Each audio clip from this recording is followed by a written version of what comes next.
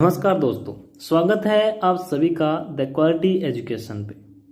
आज मैं आपके लिए 30 ऐसे जीके के क्वेश्चन लेके आया हूं जो हर एक एग्जाम पॉइंट ऑफ व्यू की दृष्टि से इम्पोर्टेंट है।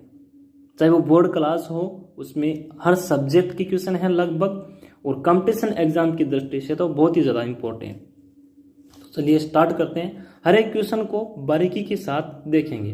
पहला क्वेश्चन है, ऑक्टोपस है एक, तो ऑक्टोपस किस प्रकार का जंतु है? तो ऑक्टोपस अपना मृदु कवची जंतु है। ऑक्टोपस के बारे में कुछ फैक्ट्स मैं आपको बता दूं कि ऑक्टोपस की कुल मिला के 300 से भी ज़्यादा प्रजातियां होती हैं। बात करते हैं सबसे छोटे ऑक्टोपस की, तो सबसे छोटा जो ऑक्टोपस होता है उसका नाम होता है वुल्फी। वुल्फी जो ऑक्टोपस होता है, शरीर की संरचना के आधार पर देखें तो उसके शरीर की लंबाई होती है 1 इंच और वजन भी होता है 1 ग्राम। सबसे बड़े अगर ऑक्टोपस की बात करें तो पैसिफिक जो ऑक्टोपस जो है उसको सबसे बड़ा ऑक्टोपस माना गया है, जिसके शरीर की लंबाई जो होती है वो 13 से 16 इंच तक होती है। 13 से 16 इंच तक इसके शरीर की लंबाई होती है।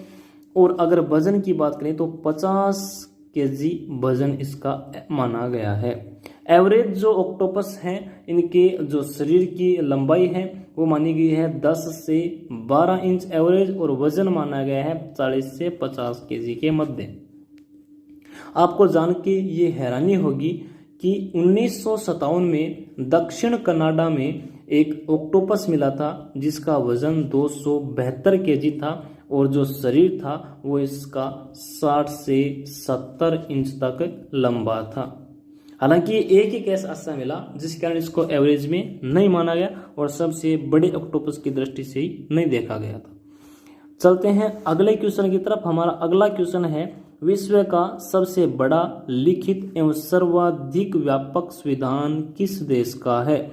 तो ये है भारत का जो संविधान है सबसे बड़ा है। सभी को पता है भारत का संविधान बनाने में 2 वर्ष 11 माह और 18 दिन का समय लगा था, जिसमें कुल मिला के 395 अनुच्छेद थे, 22 भाग थे और 12 अनुसूचियां भी शामिल थी। जो अपना भारतीय संविधान है, भारतीय संविधान की घोषणा या फिर पारित जो है वो 26 नवंबर 1949 को पारित हुआ था और लागू हुआ था 26 जनवरी 1950 को। तब से भारतीय गणतंत्र दिवस के रूप में भी मनाया जाने लगा, और संविधान दिवस की अगर बात करें तो 26 नवंबर को मनाया जाता है। जिसमें संविधान बन के तैयार हुआ था उस समय वहां पे संविधान के जो भी सदस्य थे वो 279 सदस्यों ने वहां पे साइन हस्ताक्षर किए थे। किसी बुक्स में 277 भी लिखा हुआ मिलता है। चलते हैं नेक्स्ट क्वेश्चन की तरफ। हमारा नेक्स्ट क्वेश्चन है, कर्नाटक संगीत का पितामह किसे कहा जाता है? तो कर्नाटक संगीत का पितामह पुरंदरदास को कहा जाता है। ये पुरंदरदास हैं जो कर्नाटक के विजयनगर साम्राज्य के अधीन में आते हैं। चलते हैं अगले क्वेश्चन की तरफ। हरित क्रांति का सर्वाधिक निराशाजनक परिणाम किस फसल में देखने को मिलता है?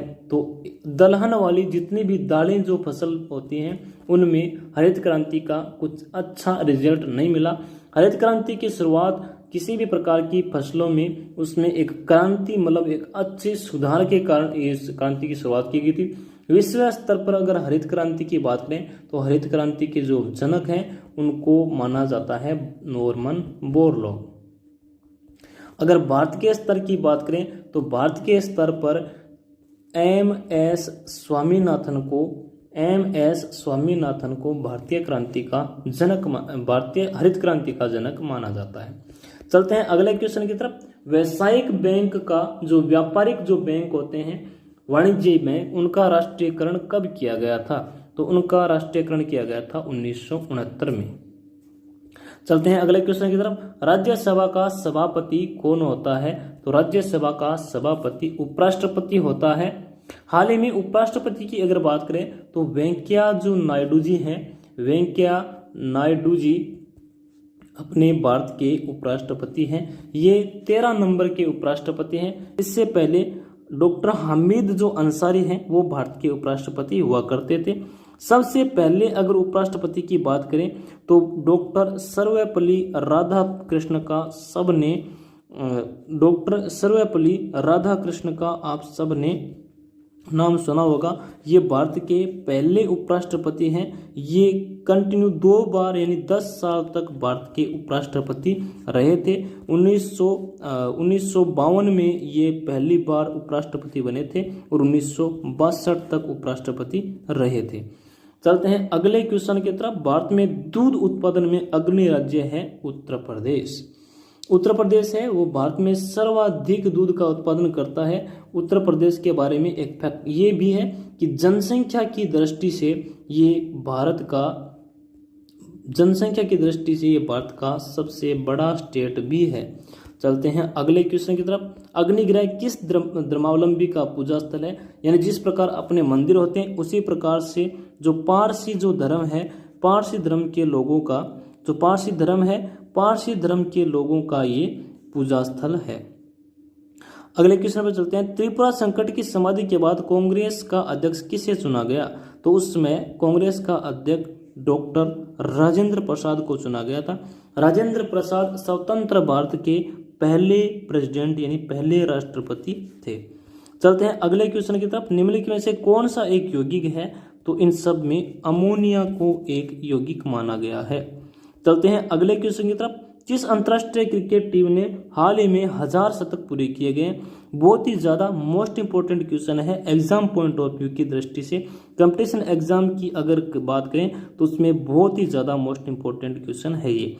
तो ऑस्ट्रेलिया की जो टीम है, ऑस्ट्रेलिया की टीम ने सर्वाधिक जो शतक हैं 1000 शतक हाल ही में पूरे किए हैं। ऑस्ट्रेलिया की टीम जिन्होंने शुरुआत से लेकर अब तक जितने भी अंतर्राष्ट्रीय मैच खेले उन अंतर्राष्ट्रीय मैच में सभी खिलाड़ियों की मिला के 1000 शतक होते हैं। तो ऐसा करने वाली पहली टीम बन चुकी है। चलते हैं अगले क्वेश्चन की तरफ। निम्नलिखित में से कौन सा एक अस्थायी कण है? तो इन सब में 4 जो ऑप्शन आपके सामने दिए गए इनमें न्यूट्रॉन एक अस्थायी कण है। चलते हैं अगले क्वेश्चन की तरफ। किस प्राकृत देश में गर्मी की ऋतु में सूर्य कभी अस्त नहीं होता? तो टुंड्रा जो प्रदेश है, टुंड्रा प्रदेश में गर्मी की ऋतु में कभी सूर्यास्त नहीं होता, हमेशा जो है वो सूर्य उदय ही रहता है। अगले क्वेश्चन की ओर चलते हैं। टीबिया नामक हड्डी किस में पाई जाती है? तो टीबिया नामक जो हड्डी है वो टांग में पाई जाती है। टी से टीबिया, टी से टांग।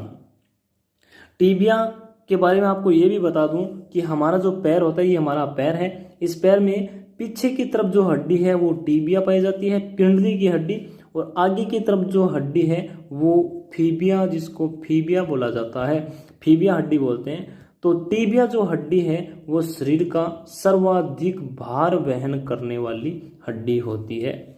चलते हैं अगले क्वेश्चन की तरफ। अंतरिम सरकार में मुस्लिम लीग के सदस्य शामिल थे? तो इसमें 9 सदस्य शामिल थे।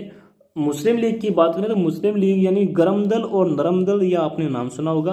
तो मुस्लिम लीग की स्थापना 1906 में हुई थी। कब? 30 दिसंबर 1906 में। 30 दिसंबर 1906 में मुस्लिम लीग की स्थापना हुई थी, जहां पे उसमें बांग्लादेश ढाका में इसका हेडक्वार्टर या फिर वहां पे स्थापना हुई थी। चलते हैं अगले क्वेश्चन की तरफ। भारतीय संस्कृति का स्वर्ण युग था। भारतीय संस्कृति का स्वर्ण युग जो है वो गुप्त साम्राज्य या फिर गुप्त काल को माना गया है। गुप्त काल का जो शासक था या फिर संस्थापक था जिसका नाम था समुद्रगुप्त। समुद्रगुप्त बहुत ही एक अच्छा सम्राट था जिसको भारत का नेपोलियन की संज्ञा दी गई है। भारत का नेपोलियन समुद्रगुप्त को माना जाता है। इन्होंने सर्वाधिक संस्कृति को बढ़ावा दिया था। सोने के सिक्के भी सबसे पहले इसी ने चलाए थे, जिसमें खुद की फोटो वीणा बजाते हुए अंकित थी। चलते हैं अगले क्वेश्चन की तरफ। पंजाबी भाषा किस लिपि में लिखी जाती है? तो पंजाबी भाषा पंजाबी है इसलिए गुरुमुखी लिपि में लिखी जाती है। चलते हैं अगले क्वेश्चन की तरफ। पृथ्वी पर सबसे अधिक मात्रा में पाया जाने वाला धातु है? तो पृथ्वी पर सर्वाधिक मात्रा में पाया जाने वाला धातु ऑक्सीजन है, जिसको O2 बोला जाता है। चलते हैं अगले क्वेश्चन की तरफ। गरीबी हटाओ नारे में नारे के साथ किसका नाम जुड़ा हुआ है? तो गरीबी हटाओ जो नारा है इसमें इंदिरा गांधी का नाम जुड़ा हुआ है। ये आपके 4 ऑप्शन है जिसमें इंदिरा गांधी का नाम गरीबी हटाओ नारे के साथ जुड़ा हुआ है। गरीबी हटाओ जो नारा है ये पंचवर्षीय योजना के समय गरीबी को मात देने के लिए, गरीबी हराने के लिए नारा दिया गया था। चलते हैं अगले क्वेश्चन की तरफ। विक्रमशिला शिक्षा केंद्र के संस्थापक का नाम है? तो विक्रमशिला शिक्षा केंद्र है उसके संस्थापक का नाम है धर्मपाल। चलते हैं अगले क्वेश्चन की तरफ। नालंदा विश्वविद्यालय किस लिए विश्व प्रसिद्ध था? नालंदा जो विश्वविद्यालय है ये बौद्ध धर्म के लिए विश्व प्रसिद्ध था। नालंदा विश्वविद्यालय के बारे में आपको बात बताऊं तो ये लगभग 3000 साल पुराना विश्वविद्यालय है। उसमें लगभग 10,000 से ज़्यादा छात्र और 2000 से ज़्यादा शिक्षक हुआ करते थे। नालंदा जो विश्वविद्यालय है ये 3000 साल पुराना है, बिहार में स्थित है। इसकी उन्नति और प्रगति से जलकर खिलजी ने इसमें आग लगवाती थी, जिसके कारण इसके सारे डॉक्यूमेंट्स और सारी पुस्तकें, ज्ञान की जो भंडार थे वो जल के राख हो गए। जब से आग लगाई गई तब से 3 महीने तक इसमें आग जलती रही। चलते हैं अगले क्वेश्चन की तरफ। निम्नलिखित में से कौन सा आयोडीन का सर्वोत्तम स्रोत है? तो आयोडीन का सर्वोत्तम स्रोत शैवाल होता है। आयोडीन का सर्वाधिक अच्छा स्रोत शैवाल होता है। इसके अलावा जो शैवाल होता है वो प्रोटीन का भी एक अच्छा स्रोत होता है। अंतरिक्ष जो यात्री होते हैं वो अपने साथ वहाँ पे कलोरल नामक शैवाल रखते हैं, जो भूख लगने पर प्रोटीन की प्राप्ति के लिए वो शैवाल खाते हैं। चलते हैं अगले क्वेश्चन की तरफ। माउंट आबू का दिलवाड़ा मंदिर किसको समर्पित है? माउंट आबू का दिलवाड़ा मंदिर जैन जो तीर्थकर हैं उनको समर्पित है। चलते हैं अगले क्वेश्चन की तरफ। विकास की प्रक्रिया में मनुष्य का निकटतम प्राणी कौन सा है? तो मनुष्य का निकटतम प्राणी बंदर है, क्योंकि इसी से हम विकसित हुए हैं। चलते हैं अगले क्वेश्चन की तरफ। विश्व पृथ्वी दिवस किस दिवस मनाया जाता है?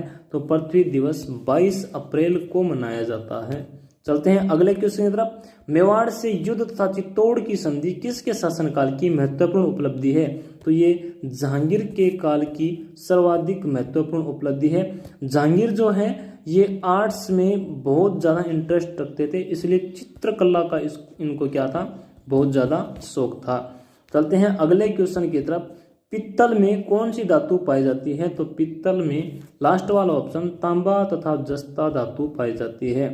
अगले क्वेश्चन की तरफ चलते हैं। मनुष्य के मस्तिष्क का सबसे बड़ा भाग? तो प्रमस्तिष्क, लास्ट वाला ऑप्शन प्रमस्तिष्क जो है वो मनुष्य का सबसे बड़ा भाग है। एक क्वेश्चन तो इसमें ये हो गया।